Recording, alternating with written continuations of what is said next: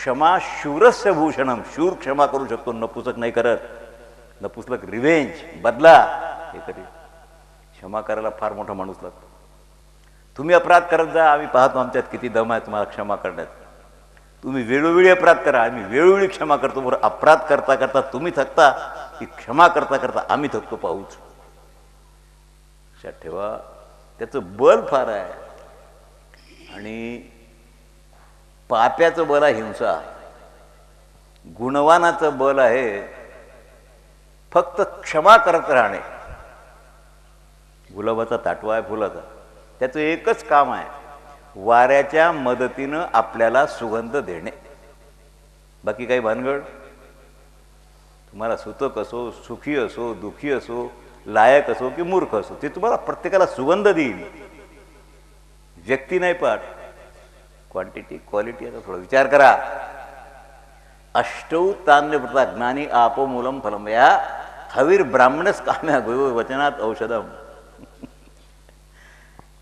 तुमच्याकरता सांगतो, बायाकरता हा श्लोक, माणसाकरता आहे पण बायाकरता स्पेशल श्लोक आहे. कारण माणसं आम्ही कंटाळलो तुमच्या व्रताला, नियमाला. राग नाही येणार तर ढोंग आला. तुम्ही कुठून मनानं काढले नियम? कोणत्याच ग्रंथात नाहीत, कोणत्याच पोथीत नाहीत. पण तुम्हाला तुमच्या सासूला माहीत, तिला तिच्या सासूनं सांगितलं त्याला माहीत. मोठी पंचायत झाली. एक माणूस होता शेतकरी, आता आपण साधे लोक आहोत. ते पोराचं लग्न होतं, मांजर आडवी गेली. मलाही काही माहीत नव्हतं, मला त्याचा खुलासा पारचे महाराजांनी सांगितला. मांजर आडवी गेली तर शुभ समजावं की अशुभ समजावं, मलाही माहीत नव्हतं ते खरं म्हणजे. पण ते मांजर गेली आडवी. त्यांची बायको म्हणे अरे घोटाळा झाला, नवरदेव निघायची वेळ. तिनं एवढं टोपलं घेतलं आणि झाकली. ती सून होती घरात, नुकतीच आलेली. तिनं ते पाहिलं, सासू मेली. पुढे जेव्हा तिला मुलगा झाला आणि तिच्या मुलाचं लग्न ठरलं, त्यावेळेला तिनं नवऱ्याला सांगितलं, आपल्याकडे नियम आहे, नवरदेव निघायच्या वेळेला टोपल्यानं मांजर झाकावी लागते. त्याला आली का पंचायत. टोपला आणि मांजर पकडून आला. गेले 2 तास, ते मांजर काही हाती लागेल. It is foolishness. आता हा काही नियम आहे काय? म्हणून मी तुम्हाला सांगतो, आपण काय करतो हा श्लोक रागवू नका फक्त माझ्यावर. आणि रागवाल तर काय, मी जन्मभर ऐकूनच राहिलो, 2-4 वर्षापासून जास्त ऐकून राहिलो. लक्षात ठेवा. न तत परम संध्यात प्रतिकूलम यदात्मनम संग्रही. नाही नाही नाही नाही, इथे वरचा श्लोक आहे. अष्टौ तान्यव्रताक मागणी आपो मूलम फलम पया हवीर ब्राह्मण काव्याम्यांचे गुरु. मला थोडंसं हसू येऊन राहिलं. काय सांगू आता तुम्हाला. तुम्ही उपास तापास करताना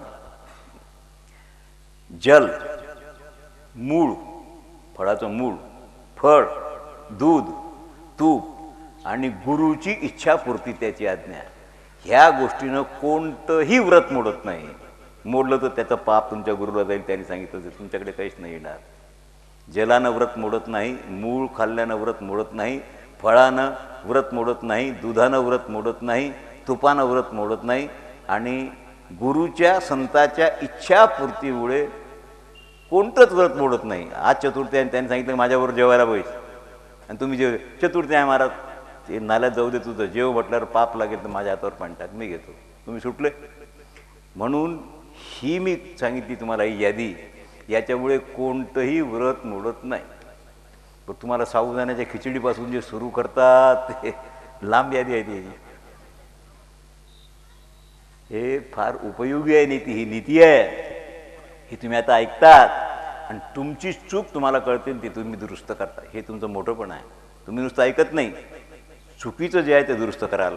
कारण तुमच्यासमोर बोलणारा साधारण माणूस नाही ना, असाधारण तर ऐकावं लागेल ना. मी तुमच्या हिताचं सांगेन ना, तुमचा मित्र तर शत्रू तर नाही ना. नक्की तुमचं कल्याण ज्याच्यामुळे होईल तेच बोलेल ना मी. न तत् परस्य संध्यायात प्रतिकूलम यदात्मना संग्रहिणे व धर्मो स्यात् कामानंद प्रवर्तते. जे आपल्याला प्रतिकूल वाटते ते दुसऱ्याकरताही करू नका. तुम्हाला शिवी दिली तर राग येईल की नाही? मग तुम्ही दुसऱ्याला शिवी दिली तर त्याला राग का येऊ नये? थोड्याशा धर्माचं हे स्वरूप आहे. याच्या विपरीत ज्याच्यात कामनेची म्हणजे इच्छाची प्रवृत्ती होते तो सगळा अधर्म आहे. दाता आहे फकीराची इच्छा नाही आहे. तो फक्त ओम भवती भिक्षां देई एवढा उच्चार त्यांनी करावा. ती 3दा करण्याच्या आत तुम्ही भिक्षा द्यावी. 3दा उच्चार केल्यानंतर जर तुम्हाला यायला वेळ लागला न दिले तर तो निघून गेल्यानंतर तुमचं 7 वर्षाचं केलेलं पुण्य गेलं. हे लक्षात ठेवा. या सूक्ष्म गोष्टी असतात. धर्माधर्माचं स्वरूप आहे. अक्रोधेन जयते. क्रोधम साधून साधूनाम जयते. जयत कर्दनम दानम जयत सत्येन चादुतम. अक्रोधानं क्रोधाला जिंका. वाईट व्यवहारानं मनाला वश करा. कृपण असेल त्याला दानानं जिंका. आणि असत्यावर सत्यानं विजय मिळवा. जे लंपट असतात, आळशी असतात, भित्री असतात, क्रोधी असतात, आमच्यात मोठं बोलायचे अभिमानी असतात, चोर, कृतज्ञ आणि नास्तिक, यांच्यावर कधीही विश्वास ठेवू नका. कारण हे विश्वास ठेवण्याच्या लायकीचेच नाही. जे विश्वासाला गुण लागतात त्यातला एकही गुण यांच्याजवळ नसतात. अभिवादनशीलस्य नित्यम वृद्धोपसेविना चत्वारी संप्रवृत्ते कीर्तिजुराशी बरं. जो नित्य मात्या पित्याला, ब्राह्मणाला, गुरुजनांना प्रणाम करतो आणि वृद्ध पुरुषांच्या सेवेत थोडा वेळ का असेना राहतो, त्याची कीर्ती, त्याचं आयुष्य, यश आणि बल हे चारी वाढतात. साधा आहे पण तुम्हाला करावं लागेल. अति क्लेशेन या अर्था यस्यु धर्मस्यु यास्य क्रमैवा अरैवा प्राणितेन मासेम तस्मिन् मनः कृतः. अत्यंत क्लेशानं धन मिळवलं, धर्माचं उल्लंघन करावं लागलं आणि नाईलाजाला शत्रूसमोर झुकावं लागलं. त्याच्यामुळे जे तुम्हाला प्राप्त होते ते तुम्हाला सुख कदापि देणार नाही. नाईलाजानं शत्रूला तुम्ही सरेंडर होता. आपल्या पंजाबमध्ये राजा होता एक, खाली यायचं, त्याच्या राज्यातून यावं लागेल आणि आक्रमण परक्याचं होतंच. हैदत तैमूर लंगाचं आक्रमण झालं. तैमूर लंग म्हणजे लंगडा होता तो एका पायानं, म्हणून त्याचं नाव तैमूर लंग. शूर माणूस पण लंगडा. सैन्य घातलं. पंजाबमध्ये लढाई झाली. तो लंगडा आणि हा राजा आंधळा. लंगड्याची नांदळ्याची लढाई. त्याला जिंकलं तैमूर लंगाने. सेवकांनी दोरीनं बांधून तैमूर लंगासमोर त्याला आणलं. त्यानं प्रणाम नाही केला. उभा राहिला ताट शिवासारखा. शिवाने औरंगजेबाला प्रणाम केला नाही. दारातून झुकून गेलेच नाही. पाय आधी घातले आणि डोकं मग घातलं. दिल्लीला उभा केल्यावर तैमूर लंग हसला. याचा एक पाय लंगडा होता, त्याचा एक डोळा फुटका होता. त्याने विचारलं, राजा तू हसला का? त्यांनी सांगितलं, मी याच्याकरता हसलो. तू आंधळा आहेस आणि मी लंगडा आहे आणि दोघंही राजा. देवाला राजा करायला धडा माणूस सापडलाच नाही कोणी. लंगड्याला आणि फुटक्यालाच राजा केलं. त्यांनी मोठं गोड उत्तर दिलं. त्यांनी सांगितलं, तो धडा असतो ना, तो राजा होण्याची इच्छाच करत नाही. जो शहाणा माणूस आहे तो नॉमिनेशन पेपर भरतच नाही, लंगडे फुटकेच भरतात. त्यांनाच राजा व्हायची इच्छा आहे. तुम्हाला अर्थ कळला असेल. ती आर इन वॉन्ट ऑफ मनी. काय आहे लॉर्ड बेकनचं म्हणणं आहे, power corrupts and corrupts absolutely. Absolutely का म्हटलं सर? सत्ता धन प्राप्त करून देईल म्हणून सत्तेच्या पाठीमागे लागले तुम्ही. धन आपोआप येते. सत्ता आली की पर्सेंटेज असते ना सत्ताधाऱ्याचं, न सांगता घरी येते. त्या धनानं काय कराल? फक्त सोनंच महाग कराल ना. ते धन उपयोगाला आणून पहा काय होते. 5 लाख रुपये खाल्ले असतील, काट्ट तरी मरून जाईल. काट्टीचा डायव्हर्स तरी होईल, एखादा रोग तरी होईल, वर्षोगीन ती पाय घासत पडावं लागेल. हा जरा विचार करा थोडा. ते धन पचत नाही. ते तुकोबाराच्या आज्ञेप्रमाणे जर वागाल तर धन पचते. ते तुम्ही व्यापार करा. हे नाही आहे. तुम्हाला व्याजही घेण्याची वेदाची आज्ञा आहे, पण 1 रुपया शेकड्याचं. त्यांनी गणित सांगितलं आहे, 101 कोरडे रुपये एका पारड्यात टाका आणि पाण्यानं भिजवून 100 कलदार एका पारड्यात टाका, वजन समान. पाण्याचं वजन 1 तोळा, बस 101 + 100. पाण्यानं भिजलेल्याचं वजन दोन्ही तराजू बरोबर आहे. म्हणजे याचा अर्थ आहे तुम्ही व्याज खाऊ शकता. बँकेच्या व्याजाला तुमचं समजा, आता तुम्हाला सगळ्यांना माहीतच आहे, 9-9.5% व्याज मिळते. त्याला तिथपर्यंत दोष नाही, 10च्या वर गेलं की दोष आरंभ होतो. म्हणून तुम्ही जे सिनियर लोक, तुम्हाला 9-9.5% व्याज मिळते. तुम्ही म्हणजे व्याज खाता हे म्हणताच येत नाही. साऱ्याच असं आहे, जे पचेल ते कर्म करा. राजा नित्य गुरुजनांना प्रणाम करावा लागतो. अति क्लेशेन ईर्ष्या, फार श्रम लागतात बरं. धन मिळवायला फार श्रम आहेत. श्रमानं मिळवलेलं धन, इमानानं मिळवलेलं धन माणूस सहजासहजी फालतू खर्च करत नाही. हे जे फालतू खर्च करतात ना, ज्याचं 5 लाखाच्या घरात काम होते तो 25 लाख लागतो. अधर्मानं त्यांच्याजवळ काही ना काही बदमाशीनं धन आलेलं आहे म्हणून ते करतात. आपल्याजवळ धन नसते तसं, आपलं कामापुरतं लॅट्रिन, एक बाथरूम. आता तर तोंड दिसते संडासातल्या दगडात, असे दगड तर लॅट्रिनमध्ये लावता तुम्ही, बाथरूममध्ये. कुठून आलंय धन? तुमचा बाप तर तांब्या घेऊन हागायला जाय गोदरीत. हा, आबाने खड्डा नाही केला आणि खुड्डी नाही गेली तरी तुम्ही एवढा नखरा करता. किती दिवस चालेल? चालेल याचा अंत काय? सकाळी त्या पोरीनं भंग म्हटला नाही का ना, तन मुंडना बे मुंडना, आखरी मिट्टी में मिल जाना. शेवटी मातीतूनच आलो, मातीतच जावं लागेल. मधात एवढा नखरा का करता? गोड वाटते म्हणून ना. समजवा, मनाला समजवा की बाबू मातीतून आलो आपण, मातीतून जाणं आहे. फार नखरा करू नको. अरे ही विदुरनीती आहे ही. अविद्या पुरुषा शोच शोचम मैथुन प्रजा निराहार प्रजा शोचम शोचम राष्ट्रम अराजकम. विद्याहीन पुरुष, संतानोत्पादरहित स्त्री प्रसंग आणि जेवायला मिळत नाही अशी प्रजा. आम्ही तुम्हाला 2दा श्लोक सांगतो.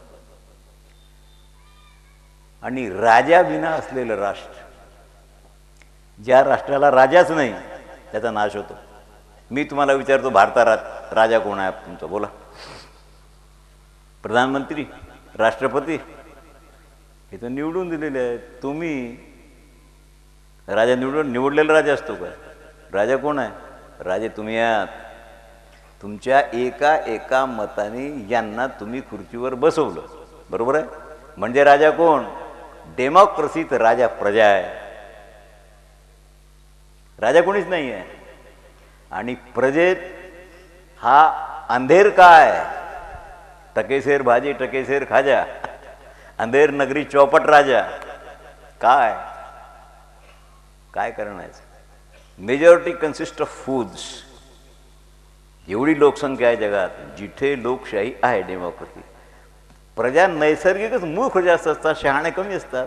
आणि मूर्खांनी निवडून दिलेला शहाणा येईल कुठून? मूर्खच राहणार आणि त्याचीच तुम्ही मदत करणार. So that both of your foods. संपलं. साधं तेराशी काय की नाही. शोचम मैथुन प्रजाम. संतानोत्पत्ती रहित स्त्री प्रसंग असला त्याला काही अर्थ नाही. विद्याहीनम गुरुम त्यजेत. ज्या धर्मात दया नाही त्या धर्माचा त्याग करा. ज्या गुरुजवळ विद्या नाही सोडून द्या त्याला. आम्ही माळ घातलेली आहे, ती माळ गंगेत टाकून द्या. तोच तरलेला नाही. दगडाची नाव आधी ते जड, ते काय दगड तारू जाणे. लाकडाच्या नावे दगड टाकले तर तरले पाहिजेत ना. पण दगडाची कोरलेली नाव आहे, दगड टाकले तर तीच बुडलेली आहे, ते दगड बुडतीलच. म्हणून विद्याहीनम गुरुम त्यजेत. त्यजेत क्रोधमुखी भार्या निस्नेहान बांधवास त्यजेत. क्रोधमुखी भार्येचा त्याग म्हणजे काय? वना सोडून देता का? नाही नाही. त्यागाचा अर्थ आहे थोडासा वेगळा. अबोला धरणे 2 दिवसाचा तो त्याग नाही. हिम्मत असेल तर मी सांगतो तो त्याग कराय. तो शक्य नाही म्हणून तुम्हाला मी सांगत येईन. निस्नेहान बांधवास त्यजेत. पुत्र असो, पौत्र असो, संबंधी असो, चुलता कोणी असो, त्यांच्या चित्तात कणभरी स्नेह नसेल सोडून द्या त्यांना. दारचा बरा की घरचा बरा? लोकांच्या ठिकाणी अज्ञान आहे. शेवटी घरचा कामी पडील हा भ्रम आहे, भ्रम. का? जेवढे संत झाले त्यांचं जीवन बिंदुवंशावर चाललं की नादवंशावर चाललं? तुमच्या पुत्राचा बिंदुवंश आहे, शिष्याचा नादवंश आहे. शेवटी संताला तारलं मदत कोणी केली? बिंदुवंशाने केली की नादवंशाने? याकरता परंपरा कोणाची आहे? शंकराचार्याची परंपरा पहा. नारायण पद्मभम वशिष्ठम शक्तींच तत्पुत्र पराशरंच व्यासम शुकम गौडपदम महांतम गोविंद्र योगींद्र मथास्य शिष्यम श्री शंकराचार्य मथास्य पद्मपादंच हस्ता मलकंच शिष्यम तंत्रोटकम वार्तिककार म्हणण्या अस्मद्गुरु संतत मानत होते. ज्ञानोबरायापर्यंत परंपरा आली आहे. कोणती परंपरा आहे? विठ्ठलपंताची परंपरा आहे का? नाही, निवृत्तीनाथांची, गैनीनाथांची गुरु परंपरा आहे. याकरता ह्याचा विचार करा. अध्वाजरा देवताम पर्वतानाम जलजरा संभोगू जरा स्त्रीणाम वाक्षल्प मनसो जरा. जरा म्हणजे म्हातारपण. कोणत्या कारणामुळे कोणत्या गोष्टीला म्हातारपण येते, जरा येते? अध्वा देवताम पर्वतानाम जलंबरा. ज्याला नेहमी पायी चालावं लागतंय तो बिफोर टाइम म्हातारा होतो. देना भलान बाप का बेटी भली ने एक चलना भला नकोस का प्रभुजी टाके रे. एकही कन्या असली डोकं वाकवावं लागेल. राजा असा तरी नाक घासावं लागेल, कारण तो नवर देव आहे, टाइम बिंग आहे. तो भिकारी आहे. पिता कन्येचं दान देतो. दान घेणारा प्रत्येक जावई भिकारी आहे. तुम्ही मी सगळे भिकारचोट भिकारी. पण नखरा किती आहे? गाडी स्टेशनवर का नाही आली? भिकाऱ्याचा नखरा आहे. आता हे नीती, त्याचे नियम आहे. म्हणून जास्त पायी चालणं दुःखरूप आहे. देहधाऱ्याकरता म्हातारपण आहे. आणि पर्वत म्हातारे होतात. ज्या पर्वतावर सतत 24 तास 12 महिने पाऊस पडतो ते पर्वत खचतात, म्हणजे म्हातारे होतात. आणि पती संभोगा वाचून जीवन जी स्त्री कंठते हे तिचं म्हातारपण आहे. शी इज वॉन्ट ऑफ मॅन. नवरा आहे पण युसलेस, ते लवकर म्हातारी होईल. कारण नो सॅटिस्फॅक्शन, ते लवकर म्हातारी होईल. हे स्त्रीचं म्हातारपण आहे. आणि वचनरूपी बाणाचा आघात सहन करणं हे माणसाचं म्हातारपण आहे. ज्याला वेळोवेळी टोचून बोलून अपमानित आपण करतो तो आपोआपच म्हातारा होतो लवकर. मग त्याला चालताना गेडीनेच आहे, खाल्लेलं पचत नाही. कारण चिंतन कशाचं असतं हो तुम्हाला? शत्रूचं की मित्राचं? तुम्हाला सगळे आहेत. शत्रू आहे आणि मित्र आहे. खरं बरं? मित्राचं चिंतन करता काय कधी? एखाद्या वेळेला. पण शत्रूचं चिंतन कोणतेही कामं करता. हा कधी मरेल हे का असेल ना, पण चिंतन कोणाचं? या नियमाचं पालन करा. वाघबाण जास्त घायल करतात. नाग्ना यमला वेदा ब्राह्मण तस्या व्रतम मलम मलम पृथ्व्याम बालिका पुरुषार्थम मलम कौतुकम साध्वी विषय. स्त्रिया अभ्यास न करणं वेदाचा मल आहे. हे आपले विद्यार्थी आहेत शिक्षण संस्थेचे आळंदीचे, त्यांना नित्य अभ्यास करावा लागतो. अभ्यास म्हणजे शाळेतला नाही. शाळेतला अभ्यास तर पास होण्याकरता, चांगला नवरा चांगली बायको कशी मिळेल याच्याकरता. लक्षात आलं काय? काही जनाबाई बिचारी शिकलेली नव्हती. नाही तर जनाबाई 2-3 लेकरं झाले ते नावही माहीत नसतं. नामदेवरायासारख्या संताला दिली ती, म्हणून जनाबाई महाराज झाली. आणि तिच्या बापानं लग्न करून दिलं असतं काय झालं असतं? रुक्मिणी देवीनं जर कृष्णाला पत्र पाठवून सरेंडर होऊन वरलं नसतं तर शिशुपालाची बायको व्हावं लागलं असतं. मीरा तर विधवा झाली फार लवकर. ते लग्न झालं त्यावेळेला मीराबाई महाराज होती का? नाही नाही, विधवा झाल्यावरही भजन केलं म्हणून महाराज. प्रधान भलं आहे. वेदाधिकाचा अभ्यास न करणं हा मल आहे. ब्राह्मणोचित नियमाचं पालन न करणं ब्राह्मणाचा मल आहे. आता हे ब्राह्मण आहे, यांना मुलगा आहे, यांचा यज्ञोपवी संस्कार झालेला आहे. पण 12 वर्षाचा मुलगा होईपर्यंत यांनी जर मुलाला यज्ञोपवी संस्कार न केला, जाणवं न घातलं, तर ब्राह्मण नरकाला जाईल. का? वेदाने घालून दिलेले नियम आहेत तुमच्या हाती, काही नाही. तुम्हाला माहीत आहे शिवत 41 वर्षानंतर मौंजी झाली त्यांची, जाणवं घातलं त्यांना. काशीचे काका वटवते त्याने सांगितलं, राजन तुम्हाला राज्याभिषेक नाही करता येत रायगडावर, तुम्ही क्षत्रिय कुठे सिद्ध होता, कुठे दाखवा जाणवं. त्यांनी सांगितलं जाणवं नाही तोपर्यंत तुम्ही द्विज नाही शूद्रात. जाणवं घातलं.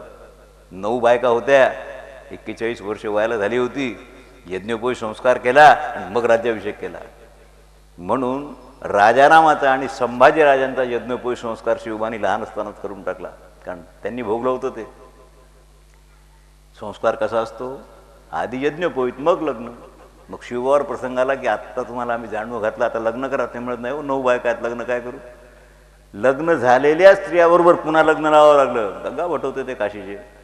काय आपला 5 रुपये दक्षिणा देऊन अभिषेक सांगणारा बामण होता काय. पेशव्याची चूक सांगायला रामशास्त्री प्रभूने लागतात. राघोबा दादानी मर्डर करायला लावलं, तुम्हाला माहित आहे इतिहास. कोण न्याय देईल, रामशास्त्री प्रभूने. त्यांनी राघोबा दादाला सांगितलं, दादा तुम्ही पेशावरपर्यंत जिंकलं सगळं, ते वेगळं झालं, पण तुम्ही तुमच्या सख्या पुतण्याचा नवरा बायको म्हणून खून केलं. ते म्हणे मग माझं काय, ते तूच तर डोळ्यातलं काजळ काढलं, धराचं मारा केलं. राघोबा दादानी आज्ञा दिली होती, नारायणाला धरा, नारायणराव पेशव्याला.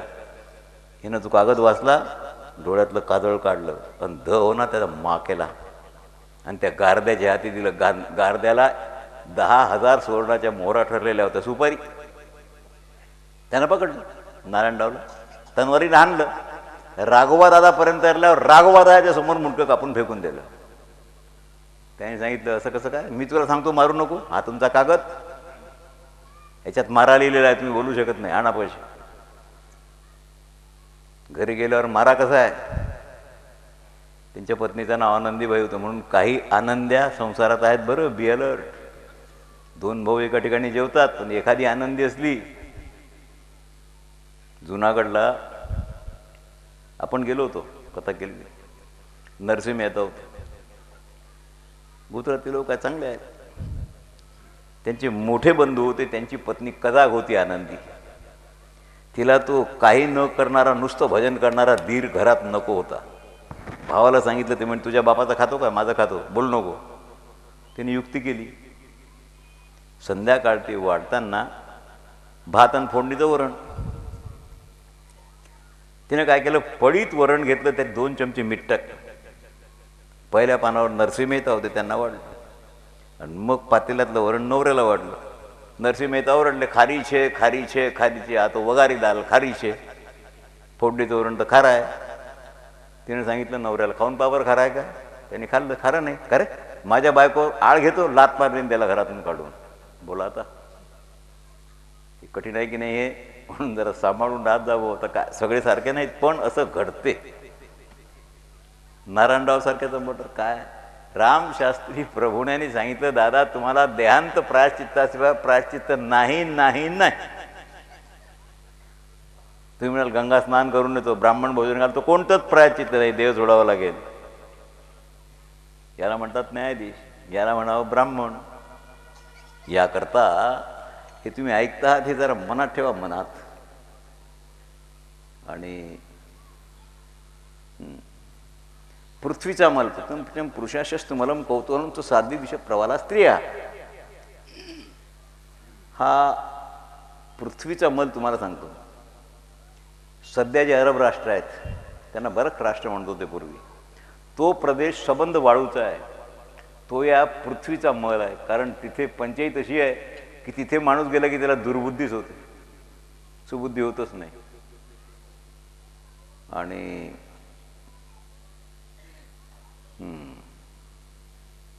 माणूस असून खोटं बोलतो, गळ्यात माळ आहे, वारीला जातो, हा वारकऱ्याचा माळकऱ्याचा मल आहे. मल. माळ असून सिनेमा पाहणं, माळ असून आलूबोंडे खाणं, भजे हटेलीत, माळ असून काय काय सांगू होतं तुम्हाला, बिस्कुटं खाणं. माझ्या मठात एक नवीन कीर्तनकाराला त्याला कीर्तन दिलं होतं 5-7 वर्षापूर्वी. तो गेल्यावर त्याच्या खोलीत 2 पुढे खाली पडले होते बिस्कुटाचे. मी त्याला फोन केला, मी म्हटलं का रे बिस्कुट काय, भोसडीच्या बिस्कुट खात आणि कीर्तनी करतं, लाज नाही वाटत, भूक लागते काय करू. म्हटलं शेण काय. अरे वा, बायकोला सांगणं 2 पोळे देईल, बिस्कुट खाण्यासाठीच अर्थ आहे काय. एमर्जन्सी वेगळी आहे, तुम्हाला आधार आहे आम्ही काही म्हणत नाही, पण कीर्तनाच्या आधी बिस्कुट करा म्हणजे कसं काय? चमच्यावर शेण खान मग करा बिस्कुट, गाईचं खा बरं नाही. मी कडू बोलतो त्याला इलाज नाही आहे. राजा एक लक्षात ठेवावं, धीर चालेल कारण धीरच चक्रवाहा, पण तुमच्या नवऱ्यापेक्षा वडील भाऊ किंवा तुमचा सासरा असेल तर त्याच्याबरोबर हास्य परिहास करणं हा स्त्रीचा मल आहे. स्त्रियांनी मर्यादेने वागावं. लहान धीर असेल हसलं बोलणं खेळणं चालेल, पण मोठा धीर असेल आणि सासरा असेल त्याच्याबरोबर हास्य परिहास करता येत, हा त्या स्त्रीचा मल आहे. आणि आता तुम्हाला पतिव्रता स्त्रीचा मल आहे. पती मेल्यावर किंवा पतीच्या वियोगात आनंदात परदेशात राहणे हा प्रसंग येतो. परदेशात तिनं झुरावं, आनंदात राहील. काय ग कशी आहे, न्यूयॉर्कला फोन केला, ओके. वजन घटलं की वाढलं, 1 किलो वाढलं. मी 5 बायांचे नावं सांगतो, तुम्ही म्हणाल का तुमच्या गावात नाही, माझ्या गावात नाही. 50-60 वर्षाचा माणूस झाला, मेला. बाबाही सुन रहे ना आप, मर गए. पहिल्यांदा 12 महिने अशा होत्या मरतात की वाचतात दवाखान्यात भरती. नवरा मेल्यावर 4-5 वर्षात त्याचं 2-2 किलो वजन वाढलं. कसं वाढलं ह्याचं उत्तर कोण देतो? शेटानाच्या शेटानंच तर आपल्या बाया होऊन राहिल्या. या शेटजी लोकांच्या बाया असत बापाले धष्टपुष्ट. तुम्ही आता शेतकऱ्याच्या बाया फुगल्या कशा? भांडे घासायला बाई आहे, कपडे धुवायला बाई आहे, पुसायला बाई आहे, वाढायला बाई आहे. मग तू काय करतो? फक्त 2 पोळ्या टाकतं. नवरा ऑफिसात गेला की सोफ्यावर लेटून म्हशीसारखी TV पाहतं. वजन वाढेल की घटेल भाऊ? नाही, हसू नका, शब्द वाईट आहेत. खरे आहेत की खोट्या आहेत एवढं बोला. आणि हे तुम्हाला माहीत आहे, पण रागावू नका, तुमची क्षमा मागतो. पण तुम्ही पार्टली नपुसक बायकोच्या समोर फूक चालत नाही. काय करा? चालते काय खेडकर? तुमची नाही. हां आहे. अरे घरोघरी मातीच्या चुला आहेत. हम कहीं हम ही में लागी, थोडी थोडी सभी में लागी. याकरता सुवर्णस्य मलम नृप्यम काश्यपादी मलम त्रिपुत्रेष्युक्तम सीसम सीसापास्त मलम मलम. सोन्याचा मळ आहे चांदी, चांदीचा मल आहे रांगा, रांग्याचा मल आहे शिसा, आणि शिशाचा मल आहे घाणेरडं असणं. ह्याची लिंक लावून घ्या. आता याच्यावर बोलण्याचं काही काम नाही. न स्वप्नेन जितींद्रियमाम कामेन जयते स्त्रियानेन भन्ते जय अग्निबापानेन सुराम जयत. व्यसन आहे तुम्हाला एखादा, दारू सुटत नाही, जास्त दारू पिऊन दारू सुटणार नाही, जास्त तंबाखू खाऊन तंबाखू सुटेल काय? हां, त्याचा उपाय दुसरा आहे. कामोपभोगाद्वारा स्त्रीला आजपर्यंत जिंकणारा माणूस जन्माला आला नाही आणि पुणे येणार. अष्टम काम हा पुरुषापेक्षा 8 पट काम स्त्रीच्या मनात असतो. लक्षात आलं काय? तुम्ही स्त्रीला तृप्त करूच शकत नाही. कोणती औषधे घ्या की झक मारा की शेण का, कारण निसर्ग आहे तर तुम्ही काय कराल? जिंकण्याचा प्रयत्न करू नका. सरपण टाकून अग्नीला जिंकता येत नाही. जिंकता येईल? गाडावर सरपण टाकलं, अग्नी शांत नाही होणार, प्रज्वलित होईल. यस्य दानजितम मित्रम शत्रुविधींडीचा अन्नपानांजिताद्वारा सफलम यस्य जीवितम. ज्या माणसाचा एखादा मित्र, तुम्ही त्याच्यावर उपकार केला, त्याची अडचण काढली, त्याच्याद्वारा तो तुमचा मित्र झाला, आणि शत्रूला तुम्ही युद्धात जिंकलं. स्त्रिया खानपान दारा वशीभूत होतात. स्त्रींना वश करण्याकरता वस्त्र, अलंकार, खानपान याची व्यवस्था करावी लागते. तसं तिला जिंकता येत नाही.